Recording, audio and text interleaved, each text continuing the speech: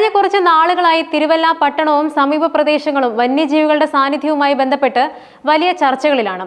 അസാധാരണമായ ഈ സംഭവങ്ങൾ ജനങ്ങളിൽ ഭീതിയും ആശങ്കയും നിറച്ചുവെങ്കിലും വനം വകുപ്പിന്റെയും പോലീസിന്റെയും സമയോചിതമായ ഇടപെടലുകൾ വലിയ അപകടങ്ങൾ ഒഴിവാക്കി. കാട്ടുപൂച്ചകളുടെയും പൂച്ചപ്പുലികളുടെയും സാന്നിധ്യം, അവയെക്കുറിച്ചുള്ള തെറ്റിദ്ധാരണകൾ, വനം വകുപ്പിന്റെ പ്രതികരണങ്ങൾ, ജനങ്ങളുടെ ആശങ്കകൾ തുടങ്ങിയ വിവിധ തലങ്ങളിലൂടെ ഈ വിഷയത്തെ നമുക്ക് വിശദമാക്കി തന്നു. ഈ സംഭവ പരമ്പരകളുടെ എല്ലാം തുടക്കം തിരുവല്ലയിലെ വളഞ്ഞവട്ടം ഗ്രാമത്തിൽ നിന്നായിരുന്നു. സെപ്റ്റംബർ 29 ഞായറാഴ്ച വൈകുന്നേരം 6 മണിയോടെ വളഞ്ഞവട്ടം സ്റ്റെല്ല മേരി സ്കൂളിന് സമീപം വടക്കേടത് വീട്ടിൽ മോഹനന്റെ വീട്ടിൽ പിൻവശത്തെ കോഴിക്കൂട്ടിൽ ഒരു കാട്ടുപൂച്ച കയറിപ്പറ്റി. കോഴിക്കോടിനു ചുറ്റും വല വിരിച്ചിരുന്നതിനാൽ പൂച്ചയ്ക്ക് പുറത്തിറങ്ങാൻ കഴിഞ്ഞില്ല. അകത്ത് കിടന്ന പൂച്ച ഒരു കോഴിയെ പിടികൂടി. ഇതോടെ മറ്റു കോഴികൾ കൂട്ടത്തോടെ ബഹളം വെച്ചു. ഈ ശബ്ദം കേട്ട് സ്ഥലത്തെത്തിയ മോഹനൻ കണ്ടത് കൂട്ടിൽ കുടുങ്ങിയ കാട്ടുപൂച്ചയാണ്. ഉടൻ തന്നെ മോഹനൻ വിവരം സമീപവാസികളെ അറിയിക്കുകയും ചെയ്തു. ഭയന്നുപോയ നാട്ടുകാർ പുളിക്കീഴ് പോലീസിനെ വിവരം അറിയിച്ചു. പോലീസ് എത്തി സ്ഥിതിഗതികൾ വിലയിരുത്തിയ ശേഷം വനം വകുപ്പിന് വിവരം അറിയിച്ചു. രാത്രി 7:30യോടെ റാന്നിയിൽ നിന്നുള്ള വനം വകുപ്പ് ഉദ്യോഗസ്ഥർ സ്ഥലത്തെത്തി. വിദഗ്ധമായി അവർ പൂച്ചയെ കൂട്ടിലാക്കി കൊണ്ടുപോയി. ഈ സംഭവം വളഞ്ഞവട്ടം നിവാസികളിൽ ഒരു ചെറിയ ആശങ്കയുണ്ടാക്കിയെങ്കിലും കാട്ടുപൂച്ചയെ പിടികൂടിയതിലൂടെ ജനങ്ങൾക്ക് ആശ്വാസമായി. ഇത്തരം ചെറിയ വന്യജീവികൾ പോലും ജനവാസ മേഖലകളിൽ എത്തുന്നത് എത്രത്തോളം ശ്രദ്ധ ആവശ്യമാണെന്ന് ഈ സംഭവം ഓർമ്മിപ്പിച്ചു. തിരുവല്ലയിലെ മണിപ്പുഴ പ്രദേശത്തെ ജനങ്ങളെ മണിക്കൂറുകളോളം മുൾമുനയിൽ നിർത്തിയ ഒരു സംഭവമാണ് പുലിയിറങ്ങിയെന്ന പ്രചാരണം. ഈ സംഭവം ഒരുപാട് പേടിപ്പെടുത്തുന്ന സാഹചര്യങ്ങൾ ഉണ്ടാക്കിയെങ്കിലും ഒടുവിൽ അത് ഒരു പൂച്ചപ്പുലിയാണെന്ന് വനം വകുപ്പ് സ്ഥിരീകരിച്ചതോടെ ജനങ്ങൾക്ക് ആശ്വാസമായി. 8 മണിക്കൂറോളം നീണ്ട ഭീതിക്ക് അതോടെ വിരാമമായി. കഴിഞ്ഞ വ്യാഴാഴ്ച പുലർച്ചെ 6 മണിയോടെയാണ് സംഭവങ്ങളുടെ തുടക്കം. മണിപ്പുഴ പഞ്ചമി റോഡിലെ സമീപവാസിയായ സംഗീതയുടെ വളർത്തുനായ നിർത്താതെ കുരയ്ക്കാൻ തുടങ്ങി. ശബ്ദം കേട്ട് സംഗീത റോഡിലേക്ക് നോക്കിയപ്പോൾ ഒരു പുലിക്ക് സമാനമായ അപൂർവ ജീവിയെ കണ്ടു.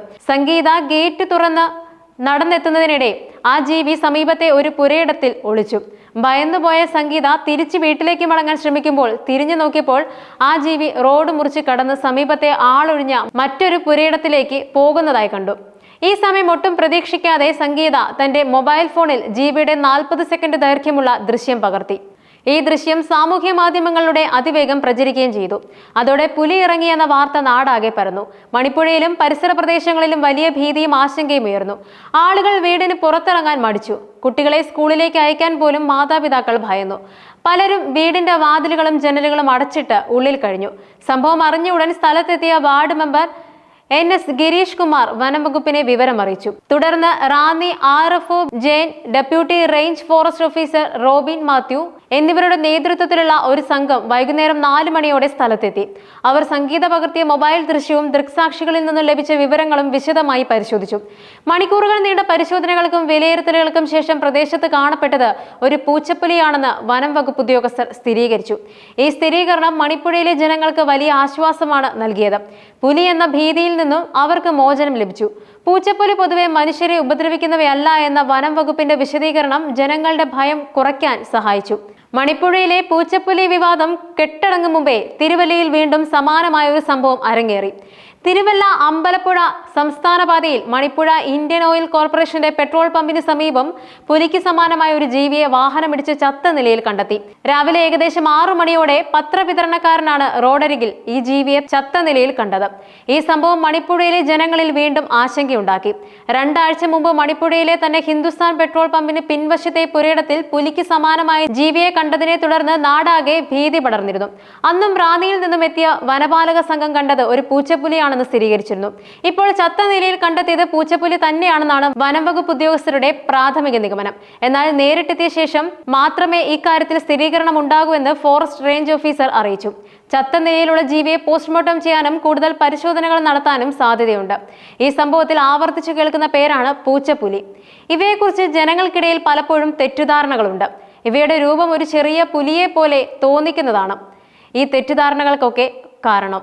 എന്നാൽ പൂച്ചപ്പുലികൾ പൊതുവെ മനുഷ്യർക്ക് ഭീഷണിയല്ല. പൂച്ചപ്പുലികൾക്ക് സാധാരണ വളർത്തു പൂച്ചകളെക്കാൾ അല്പം വലുപ്പമുണ്ടാകും. ഇവയ്ക്ക് ഏകദേശം 3 മുതൽ 7 കിലോഗ്രാം വരെ ഭാരവും 40 മുതൽ 60 സെന്റിമീറ്റർ വരെ നീളവും വരും. ഇവയുടെ ദേഹത്ത് പുലിയുടേതിന് സമാനമായ പുള്ളികളോ വരകളോ കാണാം. ഇത് തന്നെയാണ് ഇവയെ പുലിയാണെന്ന് തെറ്റിദ്ധരിക്കാൻ കാരണമാകുന്നത്. ഏഷ്യയുടെ വിവിധ ഭാഗങ്ങളിൽ ഇവയെ കണ്ടുവരുന്നുണ്ട്. ഇന്ത്യയിൽ കാടുകളിലും കൃഷിസ്ഥലങ്ങളിലും ചിലപ്പോൾ ജനവാസ മേഖലകളിലും ഇവയെ കാണാം. ഇവ പ്രധാനമായും എലികൾ, പക്ഷികൾ, ചെറിയ ഇഴജന്തുക്കൾ, പ്രാണികൾ തുടങ്ങിയവയാണ് ഭക്ഷിക്കുന്നത്. ചിലപ്പോൾ ഇവ കോഴി, താറാവ് തുടങ്ങിയ വളർത്തുമൃഗങ്ങളെയും പിടികൂടാറുണ്ട്. പൂച്ചപ്പുലികൾ രാത്രികാലങ്ങളിൽ ഇര തേടുന്ന സ്വഭാവമുള്ളവയാണ്. ഇവ പൊതുവെ മനുഷ്യരുമായി നേരിട്ടുള്ള ഇടപെടലുകൾ ഒഴിവാക്കാറുണ്ട്. ഭയന്നാൽ ഇവ ചിലപ്പോൾ പ്രതിരോധിക്കാൻ ശ്രമിച്ചേക്കാം.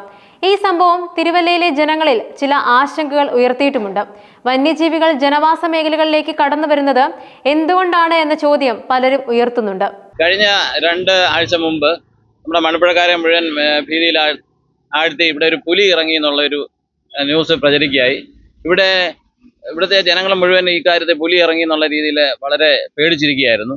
പക്ഷേ ഫോറസ്റ്റുകാർ വന്ന് അത് പൂച്ചപ്പുലിയാണെന്ന് പറഞ്ഞെങ്കിലും ആർക്കും അത്ര അങ്ങോട്ട് വിശ്വാസമായിട്ടില്ല.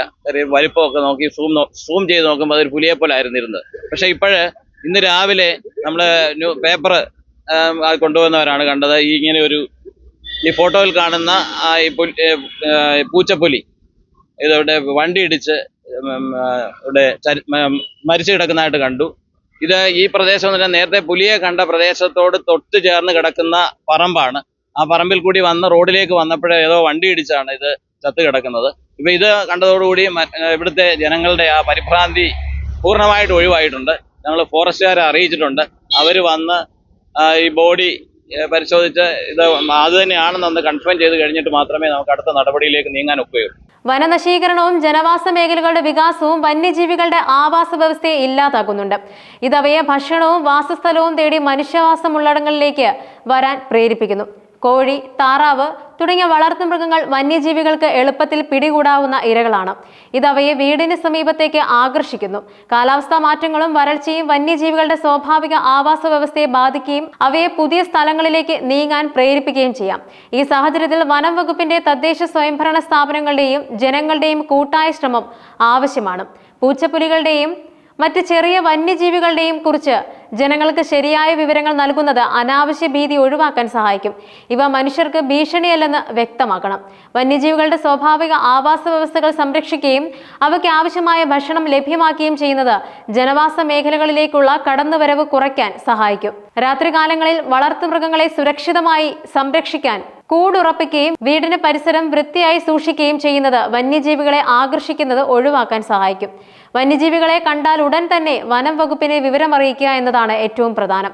സ്വയം നേരിടാൻ ശ്രമിക്കുന്നത് അപകടകരമായേക്കാം. തിരുവല്ലയിൽ നടന്ന സംഭവങ്ങൾ ഒരു പാഠമാണ്. മനുഷ്യനും വന്യജീവികളും തമ്മിലുള്ള സഹവർത്തിത്വം എങ്ങനെ സാധ്യമാക്കാം എന്നതിനെക്കുറിച്ച് ഇത് നമ്മെ ചിന്തിപ്പിക്കുന്നുണ്ട്. ഭയം കൊണ്ട് വന്യജീവികളെ ഇല്ലാതാക്കുന്നതിന് പകരം അവയെ മനസ്സിലാക്കി സഹവർത്തിത്വത്തോടെ ജീവിക്കാനുള്ള വഴികൾ കണ്ടെത്തുകയാണ് വേണ്ടത്. വനംവകുപ്പിന്റെ സംയോജിതമായ ഇടപെടലുകൾ ഈ സാഹചര്യങ്ങളിൽ അഭിനന്ദനാർഹമാണ്. ഇനി ഇത്തരം സാഹചര്യങ്ങൾ ഉണ്ടാകുമ്പോൾ ജനങ്ങൾ പരിഭ്രാന്തരാകാതെ അധികൃതരെ അറിയിച്ച് ശരിയായ നടപടികൾ കൈക്കൊള്ളാൻ ശ്രദ്ധിക്കുക.